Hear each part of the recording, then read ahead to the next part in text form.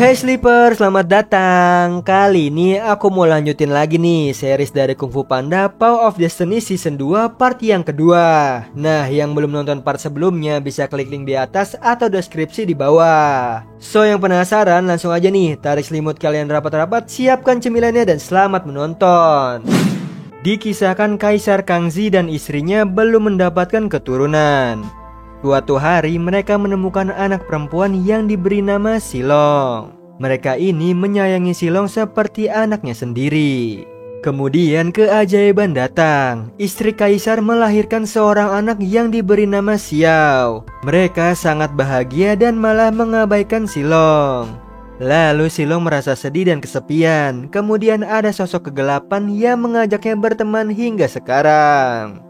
Di sisi lain terlihat Lee, Mr. Pink dan nenek yang berhasil selamat. Mereka terus menyelusuri jalan. Tiba-tiba muncullah Sun Wukong yang menyerang mereka.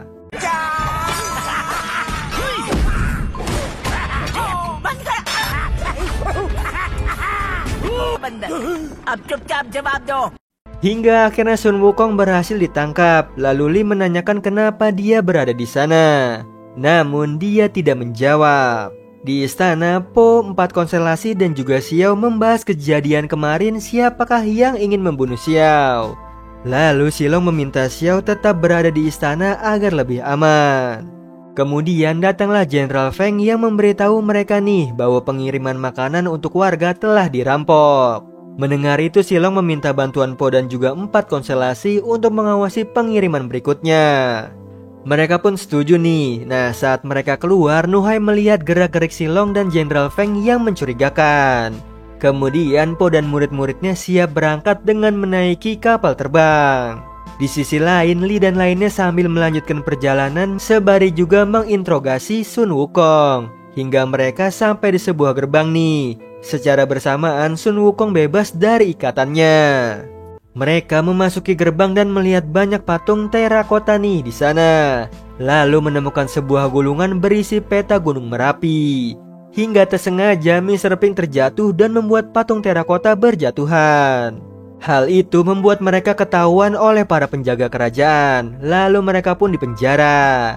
Di sana mereka bertemu Rooster dan anak buahnya. Kemudian Silong datang lalu Lee memberitahunya bahwa dia adalah ayah Master Po dan ingin bertemu dengannya. Namun Silong tak peduli nih dan memerintahkan anak buahnya untuk menjatuhkan mereka semua ke teluk. Saat di perjalanan, Nuhai yang merasa ada yang tidak beres nih. Diam-diam Nuhai dan Jing menyelinap masuk ke dalam kapal. Kemudian mereka menemukan sebuah peti gandum, namun di dalamnya terdapat bubuk mesu atau bahan peledak. Dengan cepat Nuhai memberitahu Po dan lainnya. Saat itu juga mereka melihat penjaga yang menghidupkan dinamit. Melihat itu mereka mencoba menghentikan dinamit yang mau diledakkan.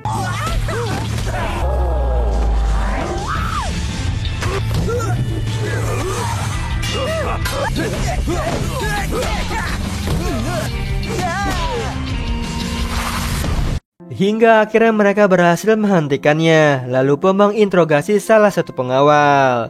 Namun mereka hanya tahu instruksi selanjutnya, yaitu bertemu seseorang di kedai kota Gongmen. Tiba-tiba salah satu pengawal menyalakan dinamit dan loncat untuk menyelamatkan diri.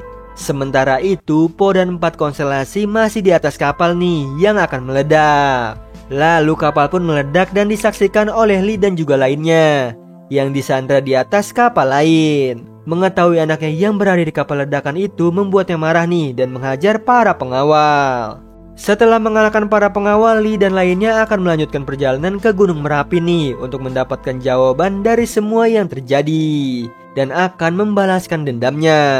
Ternyata Master Po dan murid-muridnya berhasil selamat dari ledakan dengan bantuan Chi milik Bao. Kemudian mereka akan pergi ke kota Gongmen mencari tahu nih siapakah yang ingin membunuh mereka. Sesampainya di kota Gongmen, mereka mencari kedai dengan menaiki kereta banteng. Namun ternyata kedai itu dipenuhi oleh para penjahat. Mereka ini mencari seseorang yang akan ditemui oleh pengawal istana. Di sisi lain, Jenderal Feng baru mengetahui nih bahwa Xiao tidak ada di kamarnya dan kabur dari istana. Xiao menulis pesan bahwa dia pergi ke hutan. Sementara itu, Jing membuat keributan di kedai hingga mereka semua berkelahi di sana. Akhirnya mereka menemukannya nih. Dia adalah seekor katak bernama Dundun. Saat diinterogasi, Dundun tidak mau berbicara. Namun karena badannya butuh air untuk melembabkan diri. Akhirnya dia pun memberitahu bahwa pengawal istana membawa besi ke Pulau Vulkan. Di sisi lain, Xiao yang berada di dalam hutan bertemu dengan bandit kelinci. Lalu Jenderal Feng menyelamatkan Xiao. Kemudian Jenderal Feng memaksa Xiao untuk kembali ke istana. Karena tak mau, akhirnya dia memaksanya. Tiba-tiba ada seorang yang mengalahkan para pengawal istana tersebut. Ternyata dia adalah Jetax. Lalu Jet membawa Xiao ke kuil para biksu tempat berlatih bela diri. Di sana Jet berbincang-bincang dengannya. Dia juga menceritakan kisah masa lalunya yang telah dikhianati oleh Jin Diao. Sebelum Xiao pergi, Jet memberi nasihat agar Xiao sebagai kaisar membuat keputusan harus berdasarkan dari hati, bukan mengikuti semua apa kata Silong sebagai penasehatnya. Jet akan datang saat Xiao butuh dengan menyalakan lilin di jendela. Lalu dia memberikan taringnya untuk berjaga-jaga jika tersesat di hutan. Po dan murid-muridnya yang mendengar ucapan Dundun dengan cepat mereka pergi nih ke dermaga dan mencoba menaiki kapal. Namun mereka terhalang oleh anak buah dari Dundun dan para penjahat di kedai yang ingin membalaskan dendam mereka.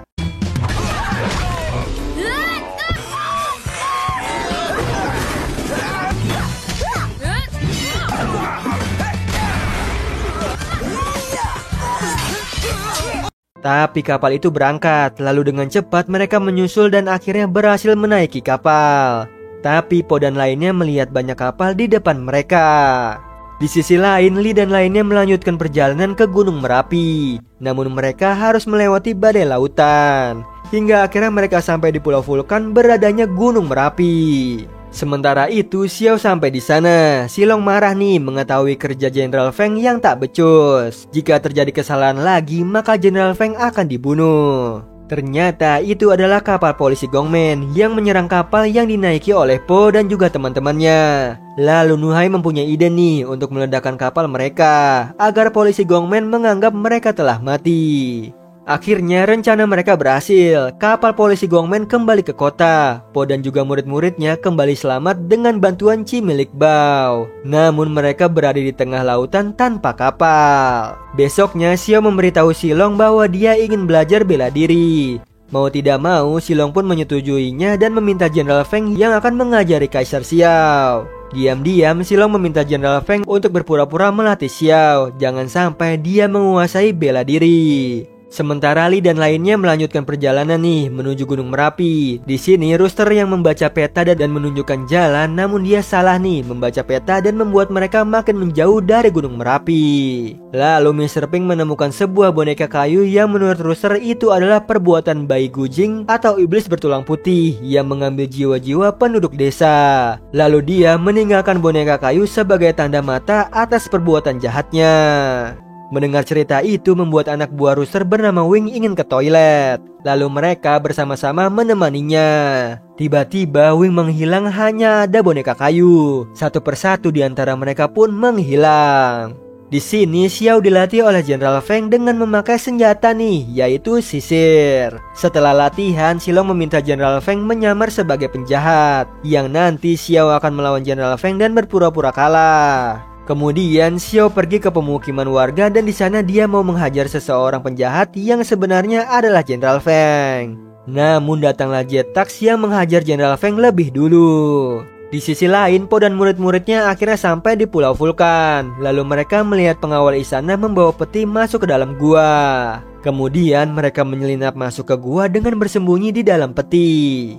Di sisi lain, Xiao meminta Jet mengajarinya kungfu. Lalu Jet pun setuju nih, tapi dengan syarat berlatih secara diam-diam. Kembali ke Lee yang tinggal seorang diri, sementara yang lainnya telah hilang. Lalu Lee bingung ketakutan hingga dia bertemu dengan Mr. Pink dan lainnya yang ternyata sedang santai menyantap makanan. Lalu di atas pohon ada Sun Wukong yang mengawasi mereka. Po dan murid-muridnya berhasil masuk ke dalam gua. Lalu mereka menyelidiki seluruh tempat itu. Namun mereka ketahuan nih sama pengawal istana. Dan terjadilah pertarungan di sana.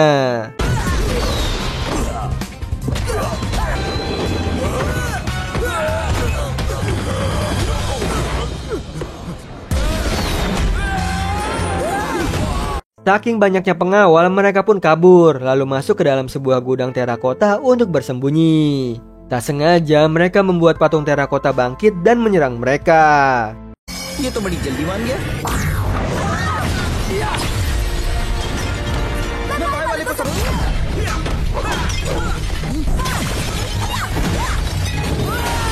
Mereka kesusahan melawan patung terakota yang bangkit kembali.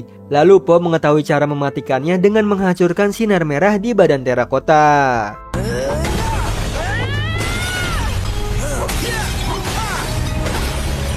Akhirnya mereka berhasil mengalahkan semua patung terakota. Di sisi lain, Xiao berlatih kungfu di tengah hutan. Semakin lama Xiao berlatih, dia berhasil mengalahkan Jetax. Sementara Silong mendapatkan kabar nih bahwa Po dan juga 4 konstelasi berada di pulau vulkan gunung berapi tempat lab rahasianya. Akhirnya dengan cepat Silong pergi ke sana. Lalu Po dan murid-muridnya melanjutkan perjalanan dan disinilah mereka bertemu dengan Lee, Mr. Pink dan juga lainnya. Lee sangat senang nih, ternyata anaknya tidak tewas saat kapal terbakar. Kemudian mereka bekerja sama untuk menyelidiki tempat tersebut. Akhirnya mereka berpencar dan ternyata nih tempat itu bukanlah lab namun sebuah pabrik pembuatan patung terakota.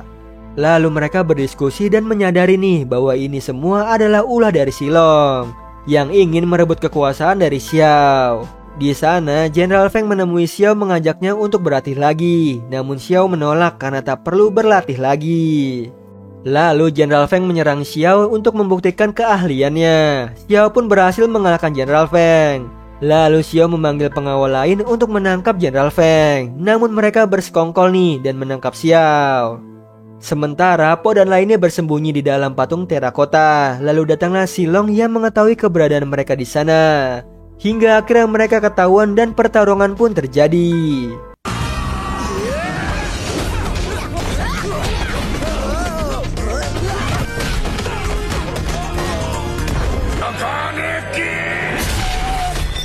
Saking banyaknya para pengawal membuat Po dan Nuhai memakai jurusnya. Namun tak sengaja mereka membuat bangunan runtuh dan mengeluarkan larva gunung.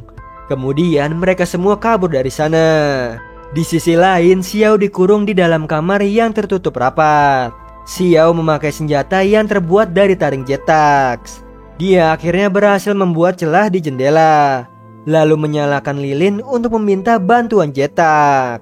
Nah, itu tadi alur cerita dari film Kung Fu Panda Paw of Destiny Season 2 part yang kedua.